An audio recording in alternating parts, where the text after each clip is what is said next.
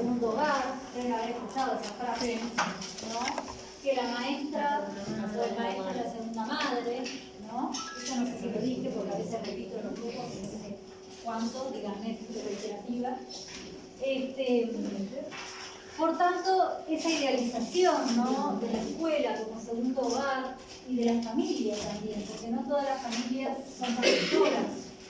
Hay familias que son realmente el peor horror para los niños y niñas, ¿no? Pero hay una idealización de la familia y no solamente de la familia, sino de la familia nuclear tradicional. Parecería que la familia nuclear tradicional, mamá, papá e hijos, es la familia ideal, ¿no? Cuando en realidad tampoco es así, ¿sí? Hay otras configuraciones hoy en día familiares que son tan válidas, tan sanas como cualquier otra familia, ¿ah? Siempre lo importante es cómo se da la dinámica interna, lo comunicacional. Eso es lo que vale. Después lo vamos a ir viendo. Ahora, en esa idealización de la familia, ¿no?, pasa también a la escuela. La escuela es el segundo hogar.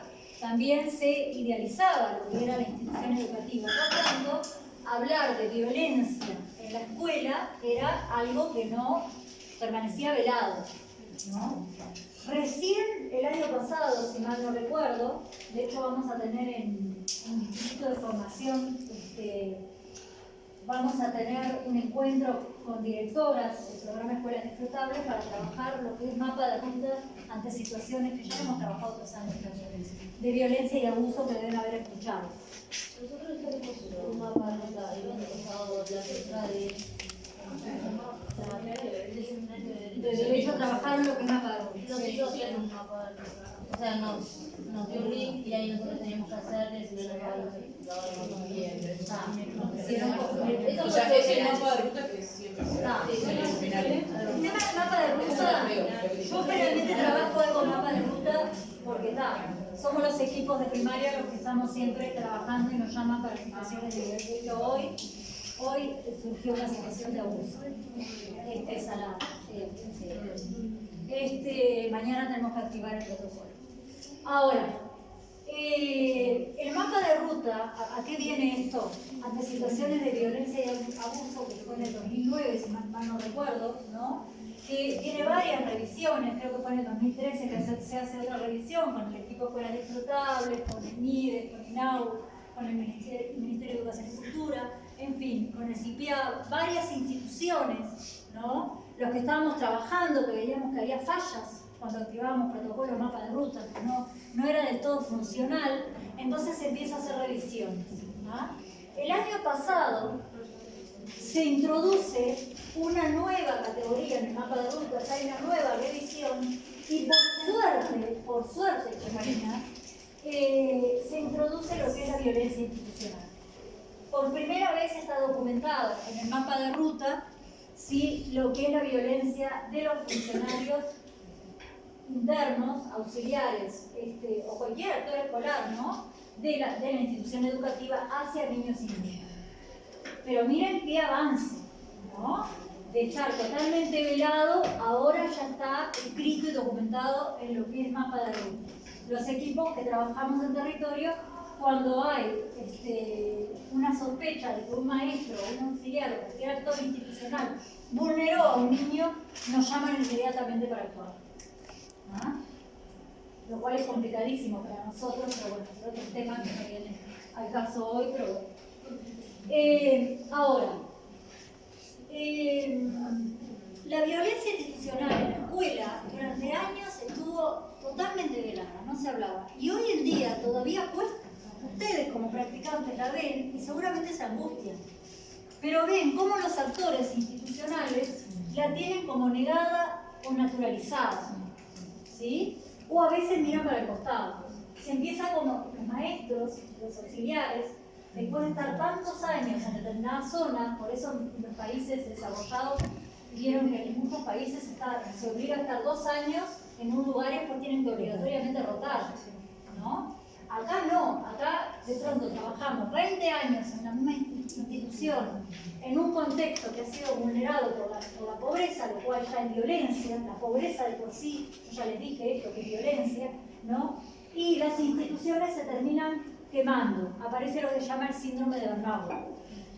¿Conocen eso? El síndrome de burnout es exactamente el síndrome del quemado, ¿no? Justamente es, digamos, una institución que por fuera parecería que está perfecto, pero por dentro está todo quemado. Los muebles es como que fuera un edificio, ¿no? Que por fuera se ve bárbaro, pero por dentro está destruido, ¿no? Son instituciones que no se pueden pensar, instituciones enfermas. Esto yo siempre le doy un capítulo específico, pero este año estoy echando un montón de cosas porque no me da el tiempo. Pero si no, yo les doy un material siempre de Lidia Fernández, que se los puedo subir para que se lo quede, ¿tá? Y de Blecher, que habla justamente de las instituciones. Blecher habla de instituciones estalladas, ¿tá? Son instituciones violentas, ¿sí? Donde el colectivo docente no se puede pensar, ¿sí? De hecho, cuando nos han mandado los equipos psicosociales intervenir en estas instituciones con los docentes y con los auxiliares, muchas veces no podemos intervenir en los plazos que tenemos, porque toda esa violencia viene hacia el equipo. No se pueden pensar. Yo les cuento, y ahora vamos al corto, les cuento una anécdota. Hace años nos llaman por una situación de que una mamá había golpeado a un auxiliar. El único auxiliar varón, miren qué simbólico, de la institución educativa, porque los varones en lo que es primaria, ANEP, tienen otra mirada, de bastante privilegio, porque está monopolizado por el género femenino, ¿no? Es la verdad. Pero acá era un varón además grandote, muy grande de cuerpo, ¿no? Cuando llegamos allá, él se escondía, él estaba escondido, era tragicómico, ¿no? Se escondía de una madre a la cual le tenían miedo, porque había golpeado a otra auxiliar y se había abalanzado, creo, contra él también, ¿no? Entonces nos llaman para intervenir. Tenemos una sala con todo el colectivo, auxiliares y maestros, y el colectivo no podía pensarse, ¿no? Todo era una institución donde siempre había conflictos. Nosotros íbamos a trabajar, teníamos un programa y nos sacaban del programa continuamente. Una vez llegamos y había una maestra tirada en medio de la dirección, tirada, ¿no? Era como entrar realmente a un hospital, al Vilarregó o al Musto, cuando estaba el Musto, era una cosa de loco, ¿no? Ya no podíamos íbamos a hacer un taller, teníamos que actuar con esa maestra que estaba tirada en medio de la dirección porque le había dado un ataque, ¿no? O otra vez llegábamos a hacer determinadas cosas, una vez llegamos y estaba la secretaria, su directora era un niñito de 4 años creo que era, tirado en el piso, llorando, y la mujer, que además para un niño, la persona, además que la señora era grande, para un niño es más grande todavía, ¿no? Ella estaba ensañada con el chiquito.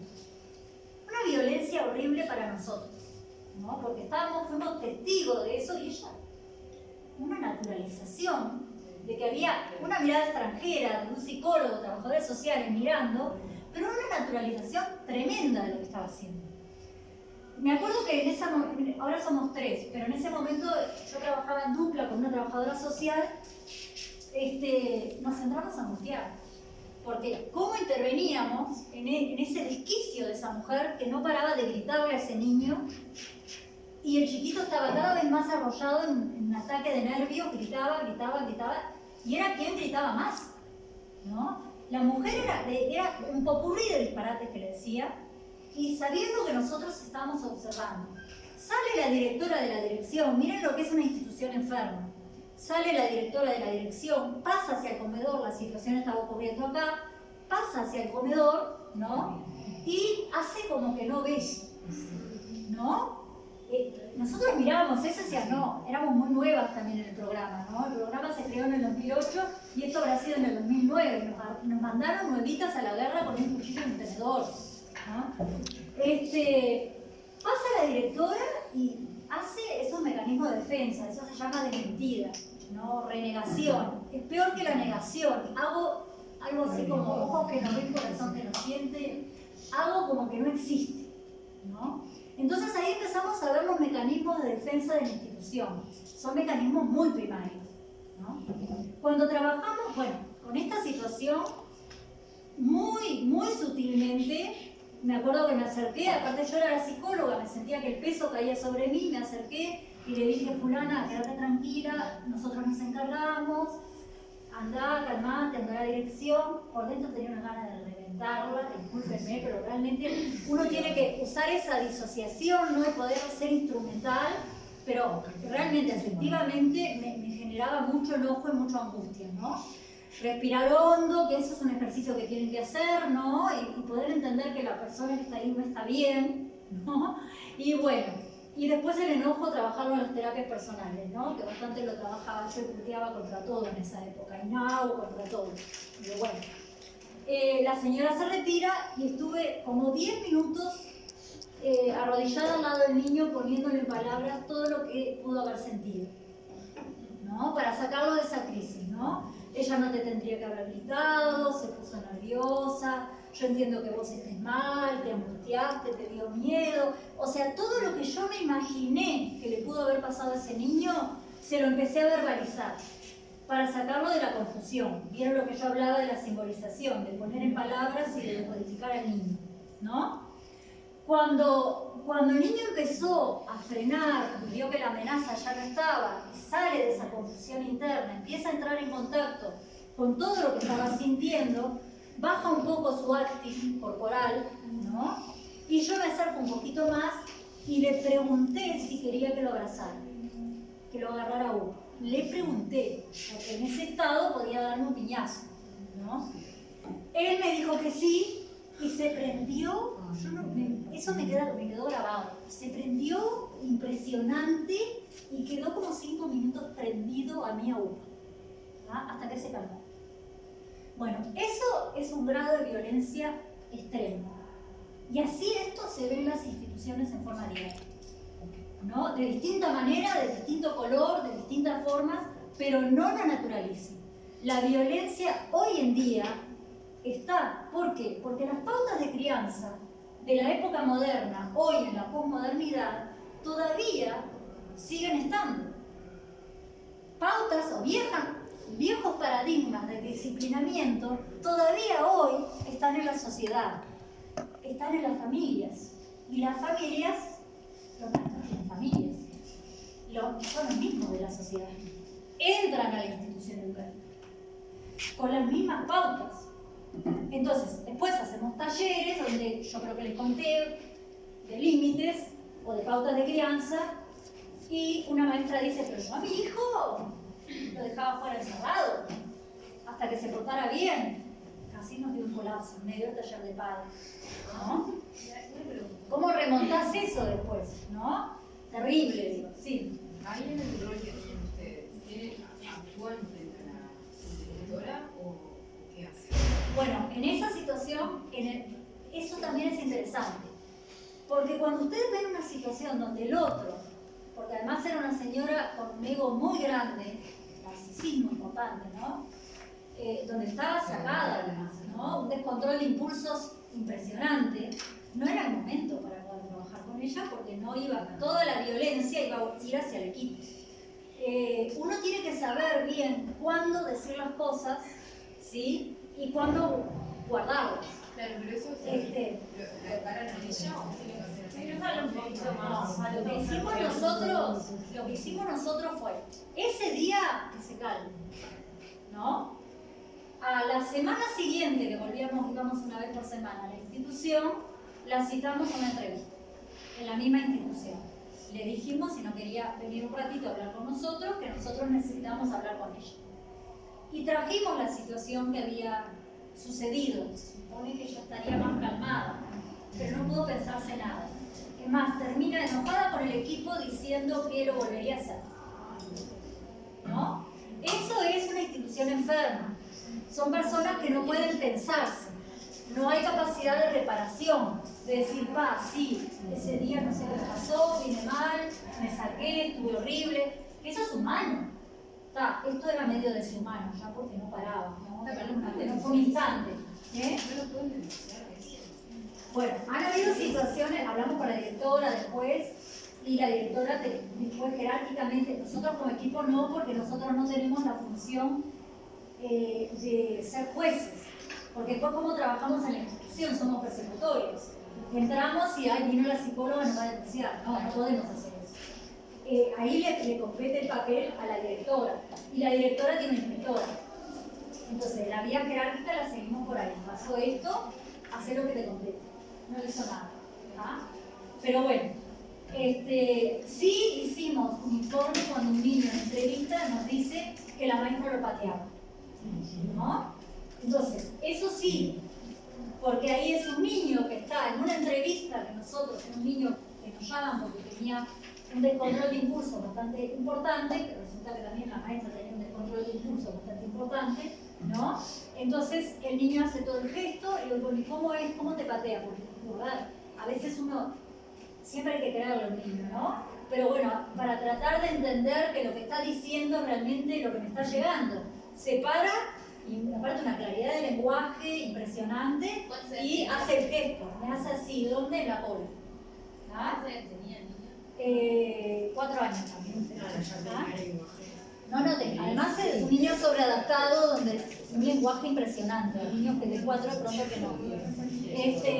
Ahí sí hicimos un informe, le vamos a inspección, hablamos previamente con la directora, hablamos con la maestra negó todo, no se pudo pensar, se defendió, se enojó con el equipo, eso era en otra institución, y el informe quedó archivado porque la inspectora era amiga de esa maestra.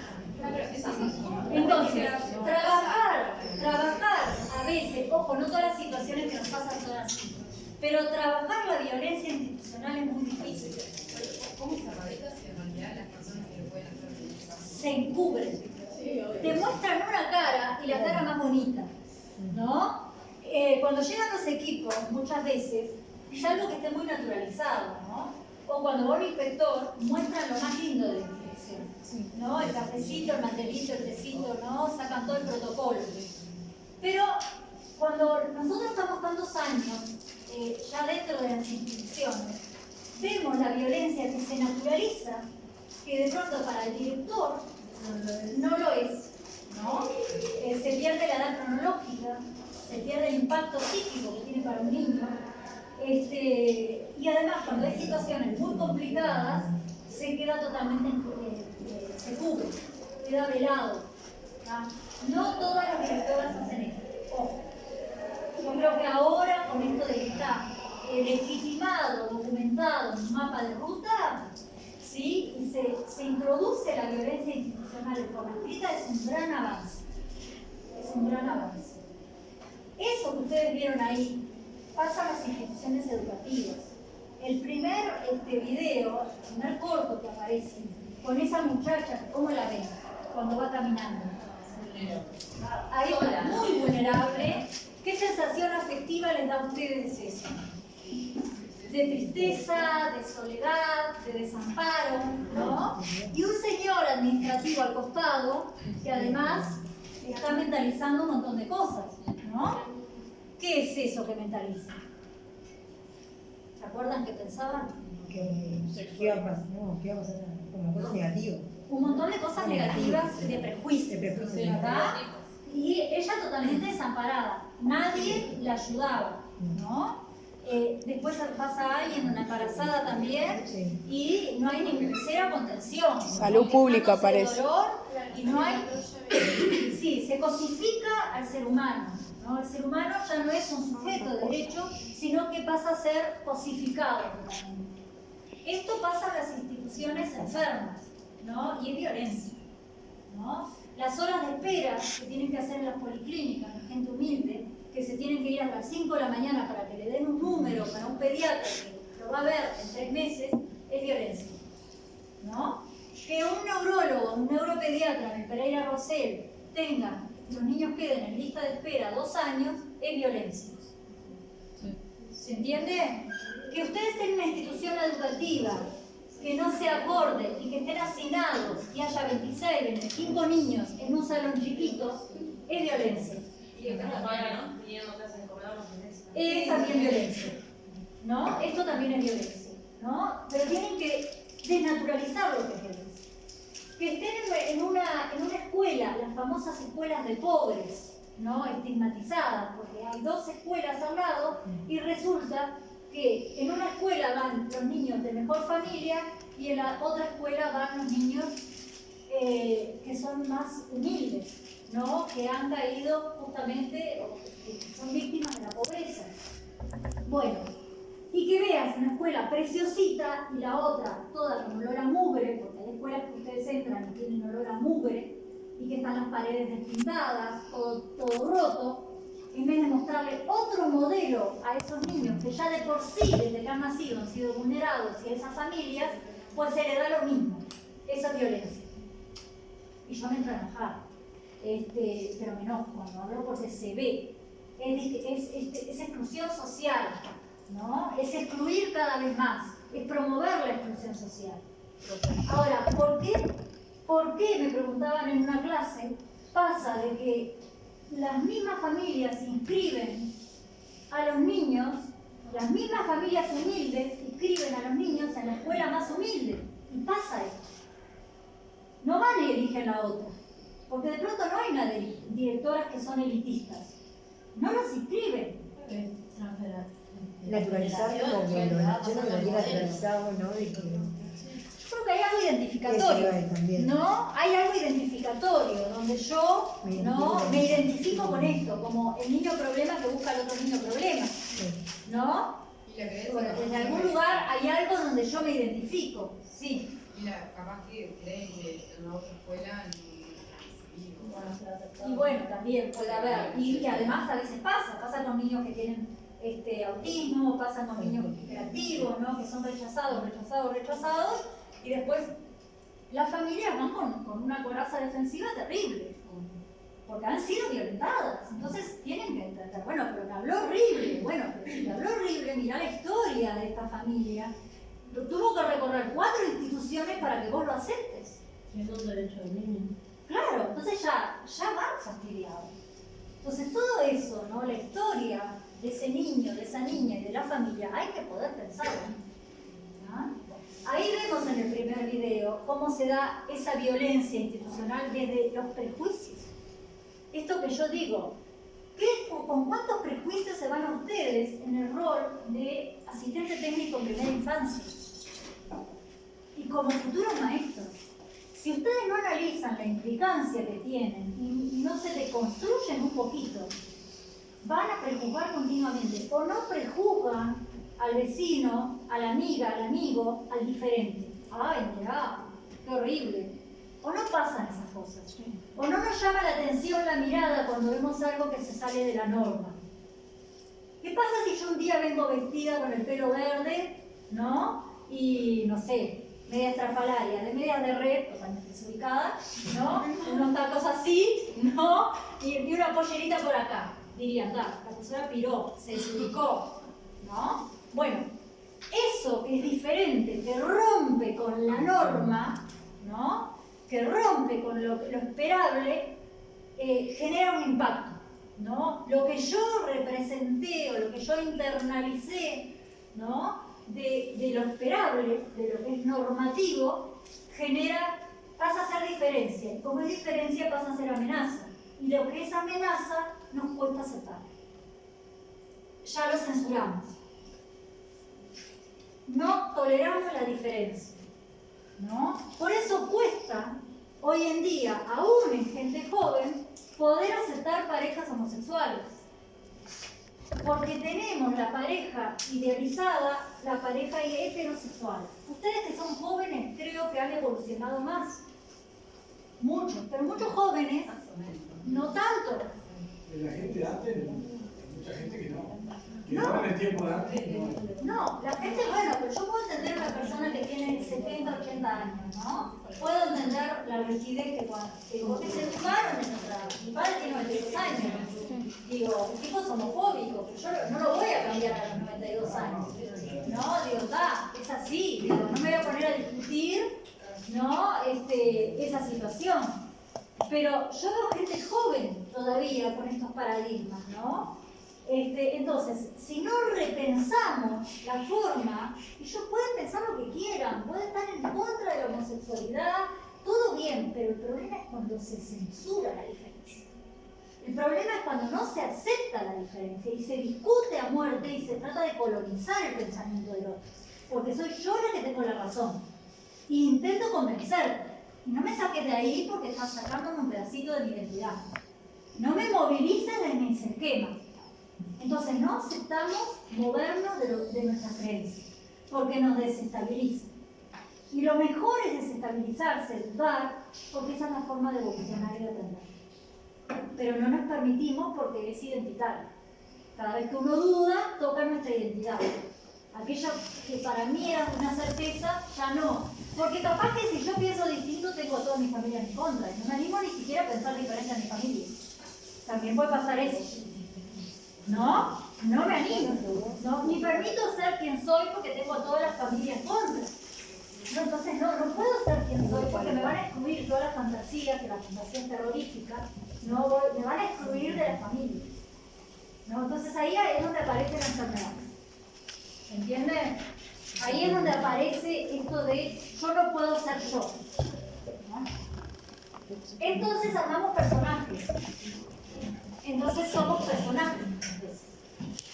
¿No? Y se pierde lo más lindo de la persona, que sí lo tienen los niños, que es lo genuino, lo espontáneo.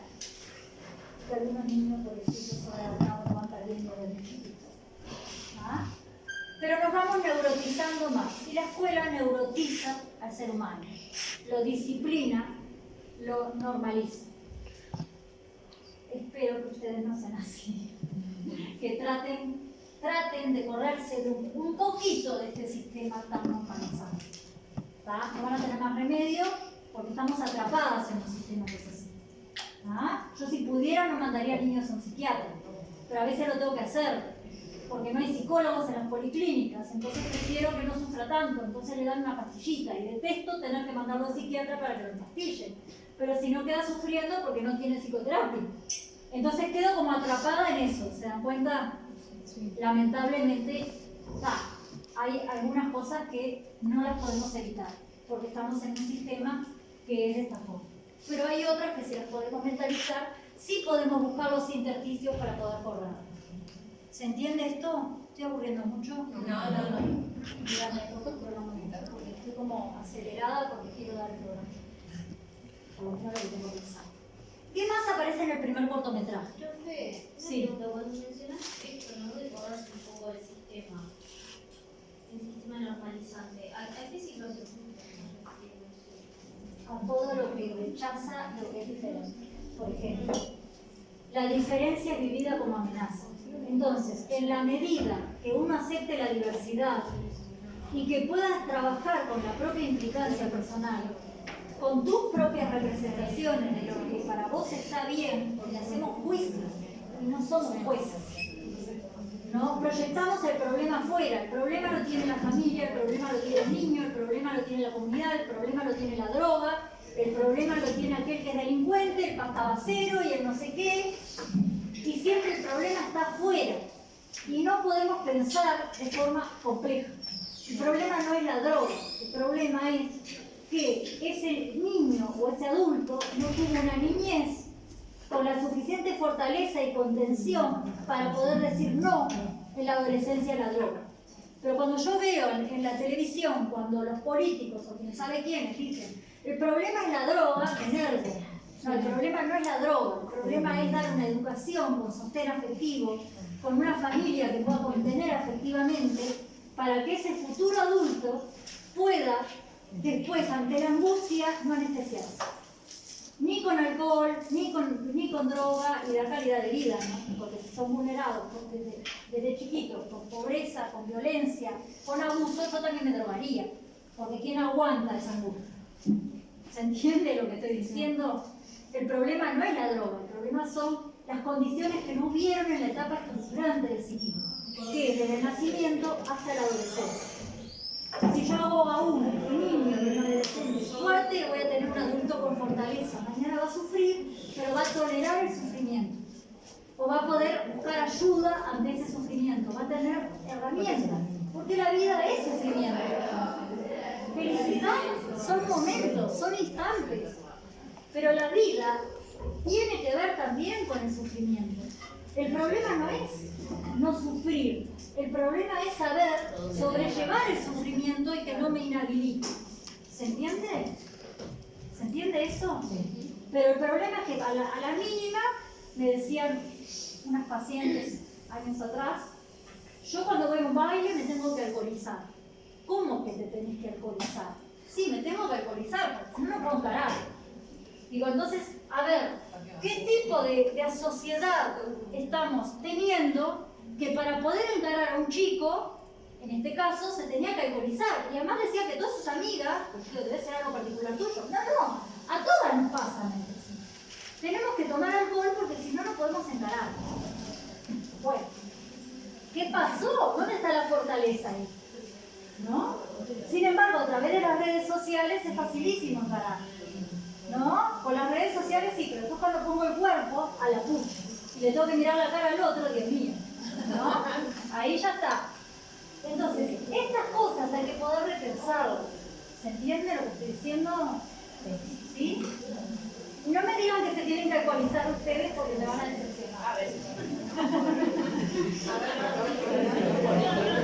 Qué loco, yo sí.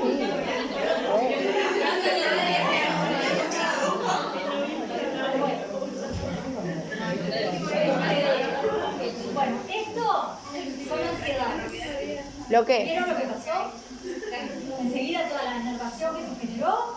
Esto a nivel grupal y sistémico es que se dispararon ansiedades.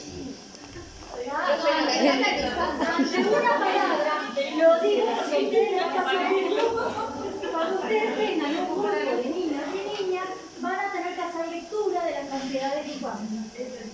Algo, y esto es sistémico. Yo dije algo, generó algo en el otro y hubo un feedback. ¿No? Bueno, eso es lo sistémico. Ahí está. ¿Se dan cuenta? Como todo se va retroalimentando. Ahí está el sistema. ¿Ah? Se generaron ansiedades. ¿Ah? Bien.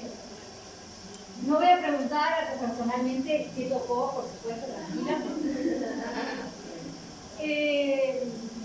El primer cortometraje, ¿cómo sigue? O el segundo, vamos al segundo porque se nos va la hora. ¿Cuál era el segundo? El padre. Ese está genial. ¿Qué ven ahí? Prejuicio. Porque vos siempre estás a la par como de antes del género que siempre va la madre. Que siempre es de la madre que tiene que ir y que el padre. Pará. La caldera calentando. Violencia. Eso es violencia por el. Que mucho me parece que la persona era mayor, ¿no? Y que viene como de otra etapa, que ya viene con el prejuicio de que siempre es la madre que tiene que llevar a los niños al pediatra, y como que en este caso parece que el padre está trabajando, y como los roles hoy en día cambiaron, y esa persona como que no tiene todavía o inculcados o... Claro. Entonces tiene como un prejuicio a ese padre o a esa madre, más que nada, ¿por qué no viene? Es el patriarcado operando, ¿no? Sí. Lo que tú traes es tal cual. Es el patriarcado que se ve ahí como opera, ¿no? Las ideas de cómo es ser mujer y cómo es ser femenina, y las ideas de cómo es ser hombre y cómo es ser masculino, que todavía hoy en día, por más que también se están deconstruyendo, siguen operando. En determinada época, para ser hombre, había que ser macho, forzudo, Superman. De hecho, todas las películas transmitían lo que era justamente la masculinidad o cómo tenía que ser un hombre, ¿no? Y la mujer también, ¿no? En determinado momento, el ideal era la Virgen María, ¿sí? Ay, y yo hablando de la Virgen María.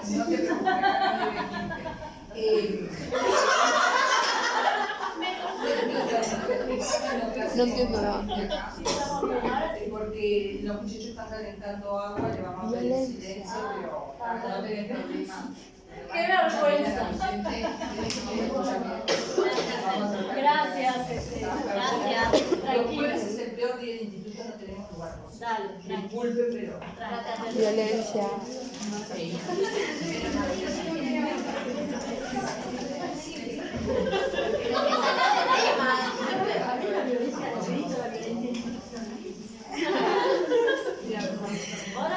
Nunca empezaba la maestra, ¿no? Destituida del caso. Bueno, y hablando de la Virgen María.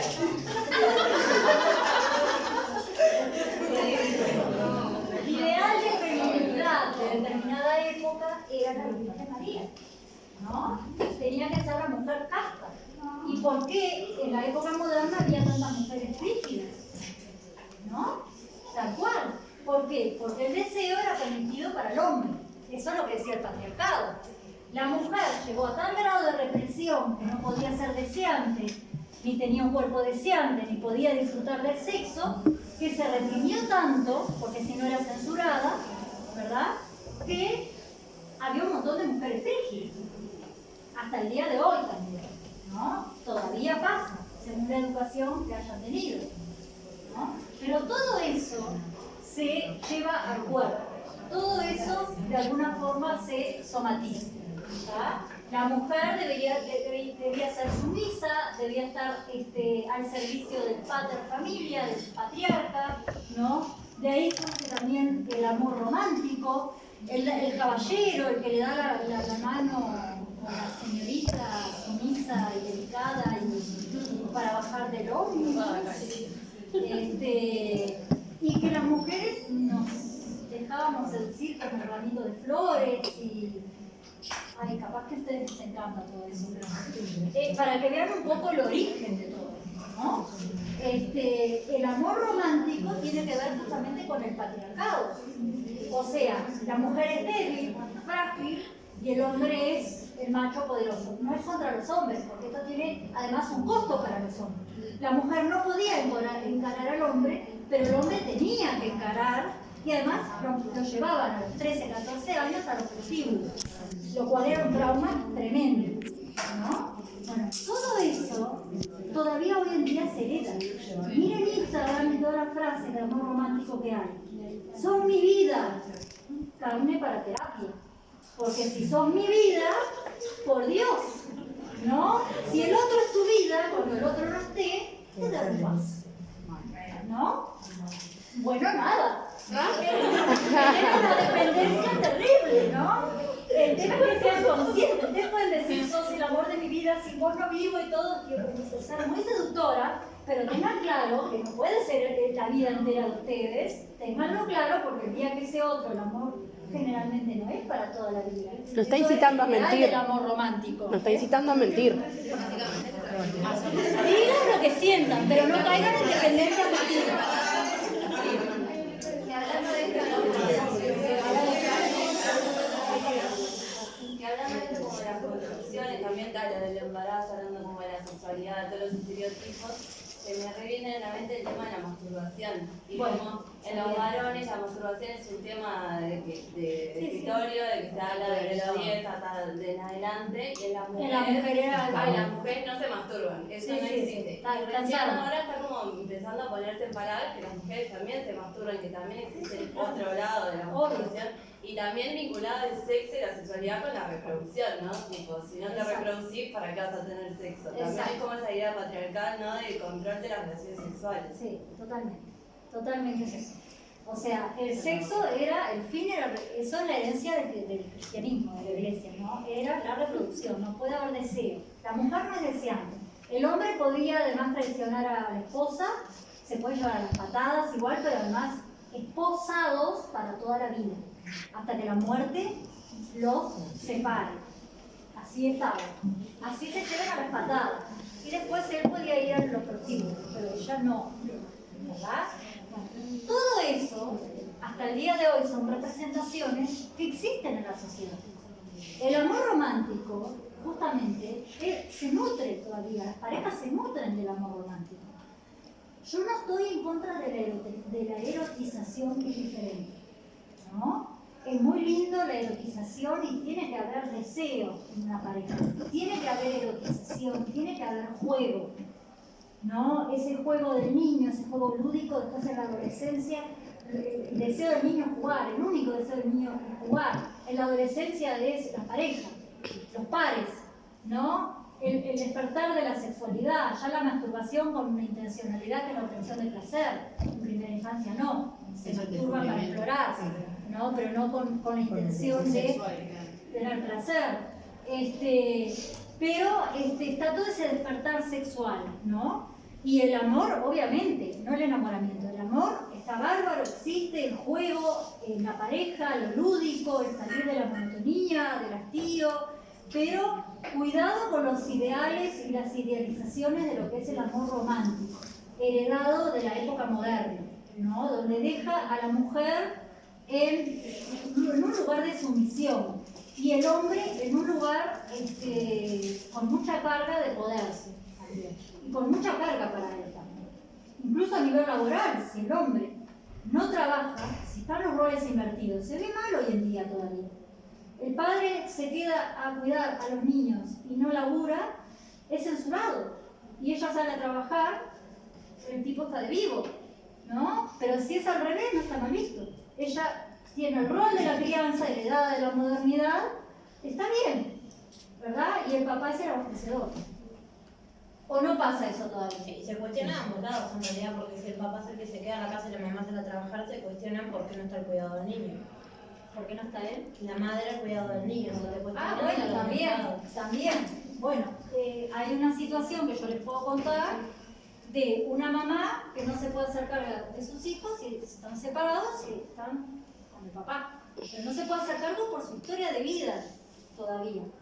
No, lo está trabajando. Pero a ella en la escuela la flagelaron en el jardín. Qué mala madre que sos, ¿por qué no estás con tus hijas?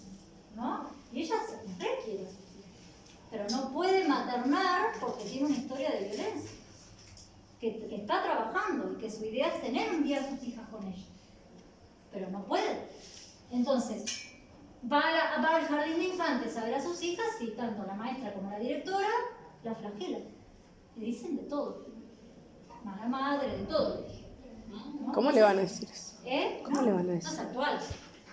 Esto es actual. Por eso son representaciones que están en la sociedad, que están en las instituciones educativas y que violentan a la familia. Y que están en las representaciones de ustedes también. Por eso yo doy esta clase para que se piensen, para que se descubran. ¿Sí? Porque hay que aprender a pensar y no absorber, se llama introyecto, tragar las cosas enteras sin mentalizarlas antes. ¿No? Primero lo tengo que mentalizar, procesar y dudar. Así esté dudando un año, todavía no tengo una opinión, pero dudo. Está bárbaro. Cuando tengas tu opinión va a ser tu opinión, pero no te la tragaste de otro. ¿Se entiende? Y esto no es para que piensen como yo tampoco, pero sí que respeten la diferencia. El respeto por la diversidad.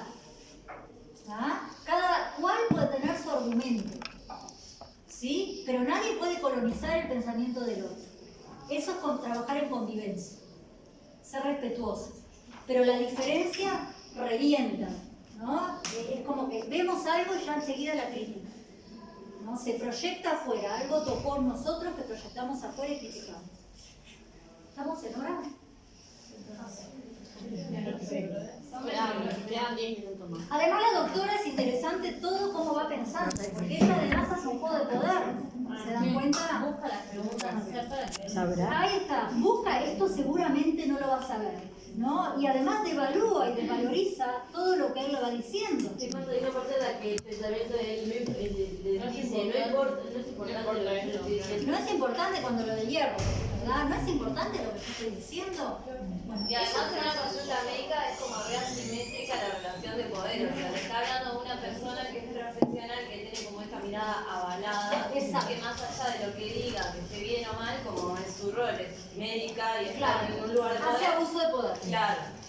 Y también en otra parte que dice, voy a preguntar esto de seguro no sabe.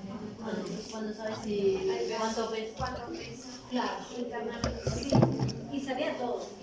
Era un padre que estaba al tanto de todo en la crianza, ¿no? Y la mamá trabajando, como dijo por acá la compañera. Se vio desde el principio, cuando entró ahí al consultorio y nos salió a mirar. Si no podía creer que entrara solamente el papá. Pará, esperen un cachito que el último corto, que quiero cerrar acá, habla de trabajo en red, ¿no? No pueden trabajar solos. Y todo esto lo voy a pedir para el parcial. Se tiene que trabajar en forma interinstitucional, interdisciplinariamente y transdisciplinariamente. ¿Tá? Eso yo ya lo trabajé, los conceptos. Interinstitucionalmente, tienen que ver cuando van a elijan cargo en cualquier institución, cuáles son las redes y las instituciones con las cuales ustedes se pueden fortalecer. Porque no pueden pensar a un niño fragmentado, paradigma complejo. Me tengo que sentar a pensar con un psicólogo, con un médico, con un trabajador social. Tengo que fortalecer las redes. ¿Cómo? Con un fonoaudiólogo si tiene problemas de lenguaje. A ver, dame alguna idea de cómo trabajo con este niño porque no tengo ni idea si va al fonoaudiólogo. ¿No? Con un psicomotricista si tiene problemas de motricidad. Yo tengo que sentarme a pensar cada situación, no caso, no me hablen de caso, cada situación con otro. Si no, quedo yo en una fragilidad tremenda como docente. Ahí me desbordo, porque van a tener muchísimas situaciones distintas y no hay recetas para cada uno. No, nunca funciona lo mismo para cada familia ni para cada niño. ¿Ah? ¿Quedó claro esto?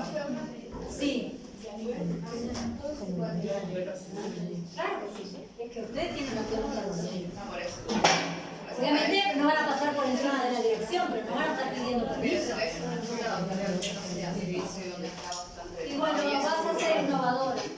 Quizás primero vas a atacar la cultura institucional. Tienes que ser muy sutil, por eso yo digo, ir despacito. Cuando ustedes entran nueva a una escuela y quieren cambiar todo de golpe, la institución se les viene encima.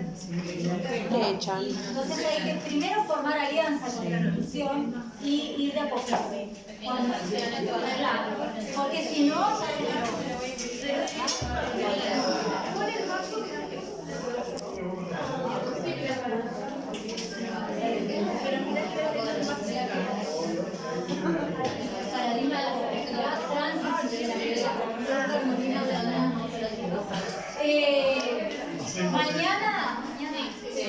mañana yo les subí Raquel Vidal, ¿lo vieron el texto?